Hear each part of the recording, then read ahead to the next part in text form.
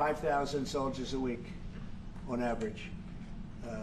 And we want to stop that. We both want to stop that for a lot of reasons, but I would say that is my number one reason. Do you think that Russia, that we will get Russia to accept a deal that also Ukraine and Europe is willing to accept? I think so, yeah. I do. I believe they will accept, and I think we're going to get this over with. I hope so, soon. Continue to lack support from NATO allies in your goal of obtaining Greenland. How will you proceed if you don't get that support? Well, Greenland's going to be interesting, but that's for another day. I think we need that for international peace. What are you expecting of your And if allies? you don't have that, I think it's a big threat to our world. So I think Greenland's very important for international peace. Yeah, please go ahead. Mr. President, this morning in a Truth Social Post, you used the words Vladimir, stop. That seemed like a slightly different message, a personal message. What is your level of frustration with President I Putin didn't like at this last point? night. I wasn't happy with it.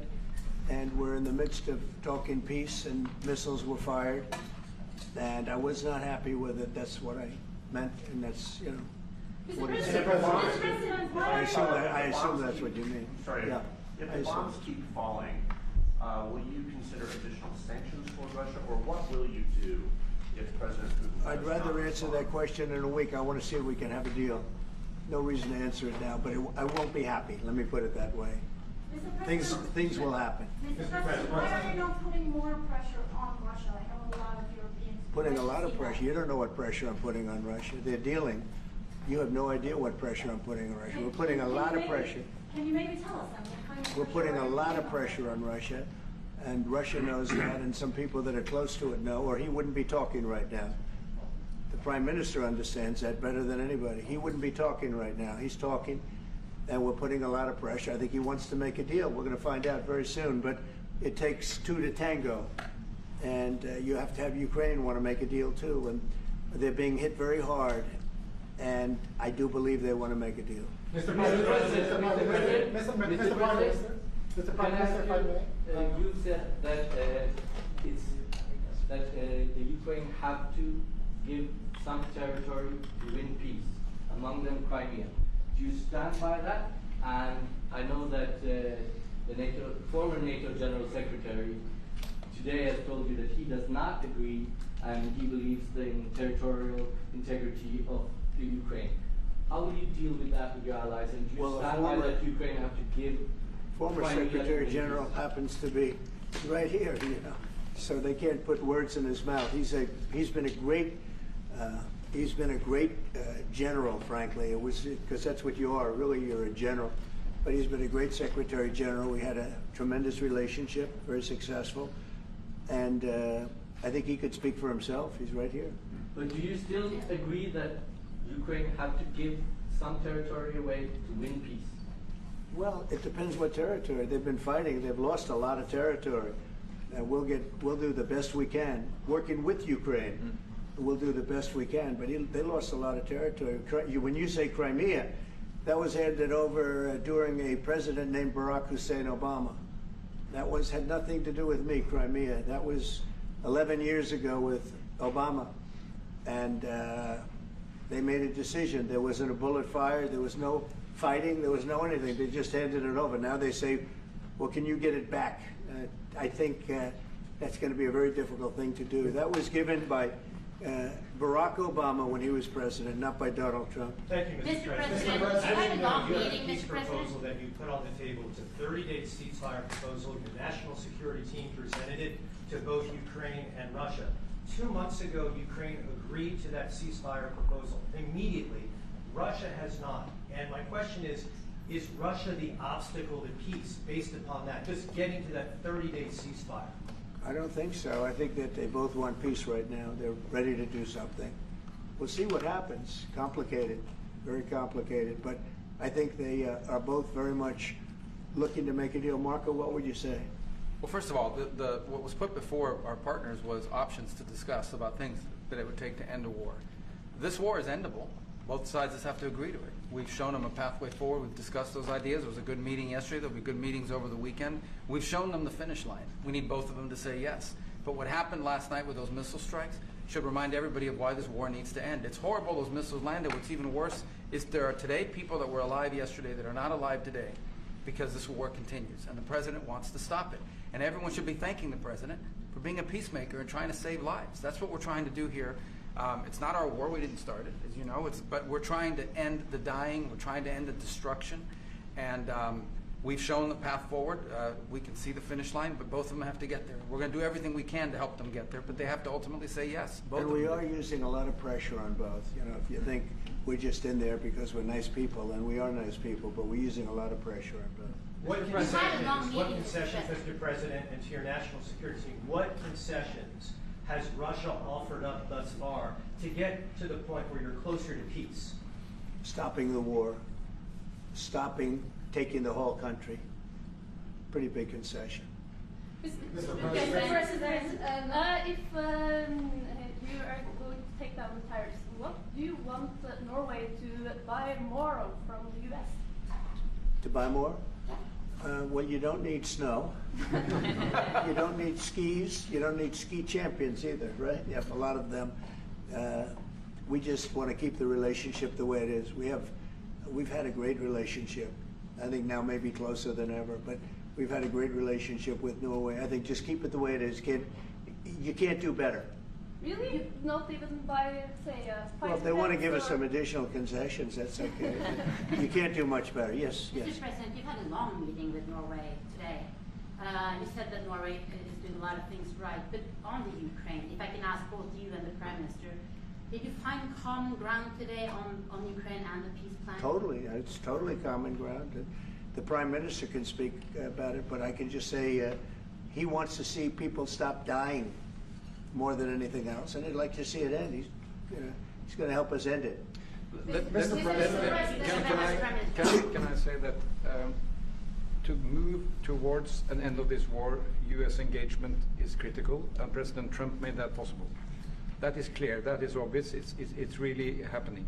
Now the important thing is that both parties have to know that they have to deliver, and they have to feel the pressure to deliver. Ukraine is under attack. They are defending themselves. Lives are being lost. And we believe very firmly that there needs to be a ceasefire. The initiative taken by the US some time ago, it needs to be respected.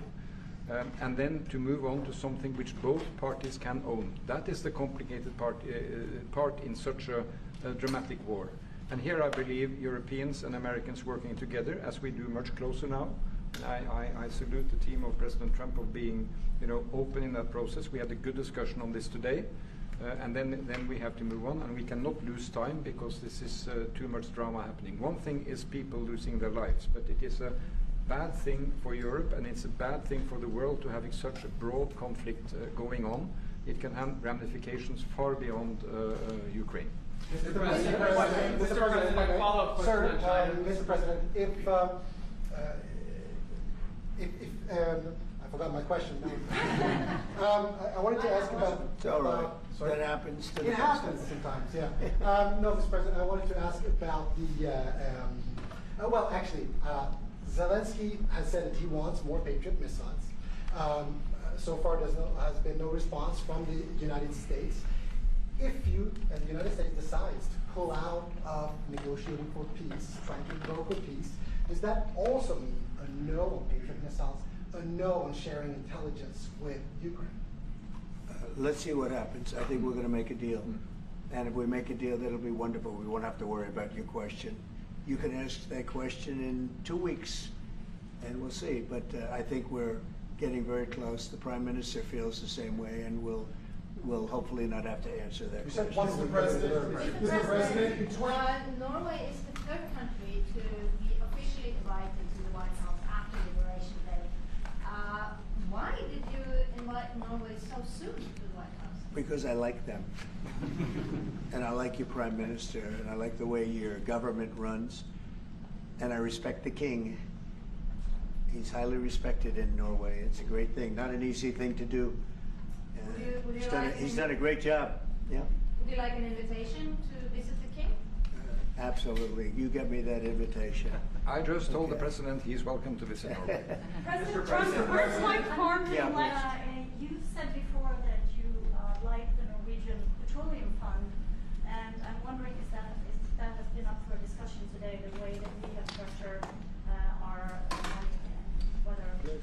Well, this fund was created in the late 1990s to save for future generations the income from oil and gas. Norwegians should continue to work as hard, dedicated, innovate and move forward, despite having these incomes, which we happen to be in the period of our history where we can harvest, and we have transferred that into investments, half of them, by the way, here in the United States. Mm-hmm. So I think this is a model which we have been able to explore. If we can share experiences, and we do with our colleagues in the US, you never copy this one-to-one, but there can be techniques and way of working that we have used in organizing our fund. Jens Stoltenberg was the finance minister when the first dollar entered that fund, so he is a safe hand to have as a finance minister today. What do you say? No, and as you said, Mr. Prime Minister, we are ready to sit down with the US to also work with them on if they want to establish a sovereign wealth fund, because we have a good experience with our fund. And I think that one example of how we work together with the United States is that half of the fund, close to $1 trillion US, are invested in the United States, mainly in equity, but also some in fixed income, including government bonds. So this is an expression of trust in the United States, expressed by the strong investment of the sovereign wealth fund. Then just briefly on Ukraine, since it was mentioned, we had a very good and extensive discussion about Ukraine, the path forward to peace. And as the Prime Minister said, we commend the US for pushing forward to try to find a negotiated solution. At the same time, we need to continue to support Ukraine, and therefore I'm proud that Norway has actually tripled the military support to Ukraine, and this year we will allocate close to $8 billion US to Ukraine. That will strengthen them and also their hand on the negotiating table. If I may add to that, if there's a peace, and there will be a peace, we have a common responsibility in securing democratic Ukraine for the future. And the best security guarantee they can have is the ability to defend themselves. And we are investing in that. Mr. Prime Minister, Mr. if I may, President, as it relates to tariffs, Mr. President, when you unveiled your reciprocal tariffs on April the 2nd, the tariff rate for Norway was 15%. Based upon your conversations that you've had today with the Prime Minister, do you see that tariff rate coming down from what you proposed just a few weeks ago? Well, they have a great fund of $2 trillion. It's a big fund, and they don't have any debt. So I think they'd probably be willing to pay us more than that, I hope. Are the two nations in agreement? Mr. President, Yes. in 2018, your former Secretary of State Mike Pompeo called for an end to Russian occupation of Crimea. Why has this administration changed its stance on territorial concessions for Crimea? Well, the war started. It would have never started if I were president. This is a war that is horrible. All wars are horrible. This one is in particular bad. And I don't know that you can ever say there's going to be a winner to this, because so many lives have been lost. Not only soldiers, I mean, a lot of lives have been lost. I think that we want to do one very simple thing. It would have never happened if I were president. Zero chance it was going to, and it didn't. People say, how do you know that? Number one, it didn't happen. We never even discussed it. I would talk to Putin about it. It was the apple of his eye. Ukraine was the apple of Putin's eye, but there was never even a thought that he'd go in. And I think he understood that I would not be happy if he did. And it was only when I got out, and when you mention what happened to Ukraine years ago under President Obama and a vice president that was also president later, unfortunately for this country, what happened is large chunks of land were given up, and it was called Crimea, and that was a big thing. That was a big moment. But this isn't my war. This is Biden's war. This is a war that Biden was president when this war happened. But I'm trying to put out the fire, and I think we'll be successful. And if we do, we're going to save a lot of lives. Otherwise, and the Prime Minister had a statement. He said, "This is just a point in time. We're very lucky because this is a point. And if this doesn't happen, this could go on for a long time." Mr. President, will you have meetings with other world leaders when you're in Rome, sir? Future Democrat president? I don't think he will. I think he wants to make peace. I think he wants to end it, and I feel pretty confident of that. But we're going to We're going to know pretty soon. Mr. President, you're in New York. Will you have Thursday. meetings with other world leaders when you're in Rome? Yes, I will. Which leaders do you want to meet, sir? Well, I'd like to meet them all. That would be nice. I'd like to take care of all of them, but we have many of them there, and they all want to meet. They want to meet about trade. And we are making some great inroads and great deals. You might want to speak about that, Mr. Secretary. We had a very successful bilateral meeting with the Republic of South Korea today. We may be moving faster than I thought, and we will be talking technical terms as early as next week as we reach an agreement on understanding as soon as next week. So South Koreans came early, they came with their A game, and we will see if they follow through on that. President Trump, you're rounding up your first 100 days. Do you think you deserve the Nobel Peace Prize if you manage to create Do I deserve the Nobel If you manage to create peace? Well, maybe for the Abraham Accords.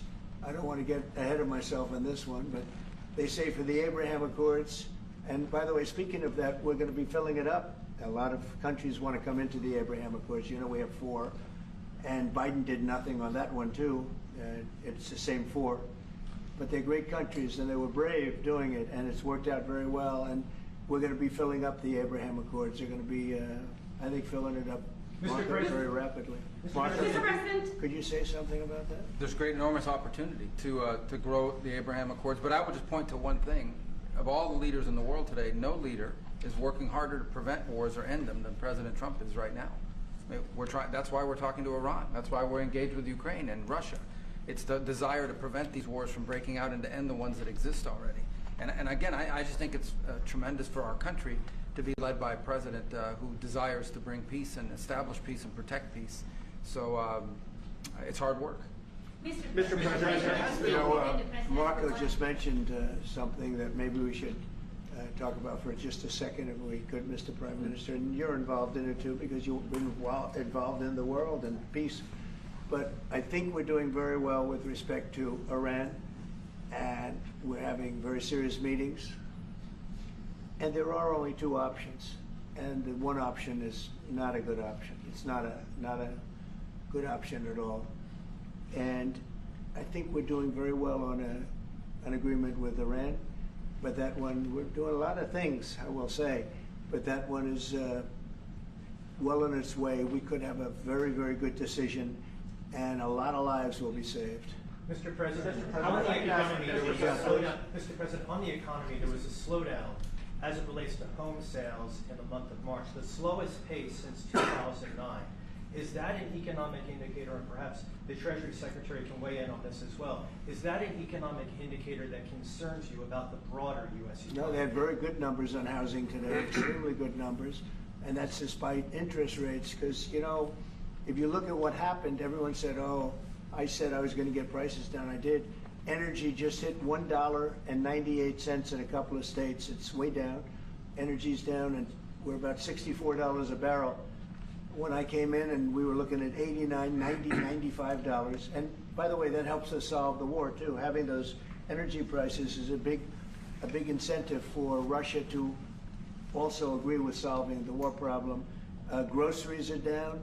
When I was with you 2 months ago, you were complaining about eggs. I said, I just got here. I was here for about a week when the press started saying about eggs have gone through the roof. I said, I just got here. Tell me about eggs. And they have been. They went through the roof, and you couldn't get them. So we just had a big Easter egg hunt at the White House. Thousands and thousands of eggs, and the price was down 87%. So we did a great job. Housing is doing very well. We should lower interest rates. That's the Fed. I hope they lower interest rates. That's a smart thing to do. Be ahead a little bit, although already it's a little bit late. But in the end, we just have a great country. We have a very strong country, and we have every other country. I can't think of one country that doesn't want to negotiate a deal. And they either negotiate a deal or we set a deal that we think is fair. Because we don't have to go through all of these. It would be physically impossible. You know, you have so many people that really understand it, which is a very small group of people here. And we are going to, at some point, just set prices for deals. Some will be tariffed. Some treated us very unfairly. They'll be tariffed higher than others. But we've been ripped off for many, many years. The United States has been ripped off like no country probably in the history of the world has been ripped off for 45, 50 years. And countries have gotten rich by doing that with the United States. We've taken care of their militaries, and military is another subject we talk about. We're not going to make that subject to any of the deals, but you know the same countries that I do where we virtually take care of their military and then don't get treated fairly on trade. So the people, and I don't blame those countries, I blame the people that sat at that beautiful desk right behind you, because those people didn't do the job for this country, and they let us lose $4 billion a day on trade. We were losing $4 or $5 billion a day on trade when I got here, and now we're going to be much better than breaking even, and we're going to be making $4 or $5 billion a day on trade. So, but I don't blame any country, not the worst of them. And we were abused by countries. I blame the President of the United States that happened to be sitting when these deals were made. Disgraceful. When I was here, we had a great 4 years. We had the most successful economy in the history of our country, my first term. And we were very tough on trade. And with China, as you know, they paid hundreds of billions of dollars in tariffs. But nobody else ever did that. China paid not 10 cents to any other president. And but not only China, virtually every country got away with murder. And we just can't let that happen. Thank you very much, everybody. Thank you very much. Appreciate it. Thank you very much. Thank you, Thanks, everybody. Head out. Please start moving. Thank you. Thanks, everybody. Thank you, press. Head out. Let's go. Thank you. Thank you. Keep going. Keep moving. Thank you. Thank you, press. One little mistake. It's over. One mistake. Peter, thank you. Sorry. I just finished. Thank you. Thank you. Thank you. Thank you. No more photos. Thanks. Everybody. Keep moving. We're done. Sir, we're done. Thank you, press.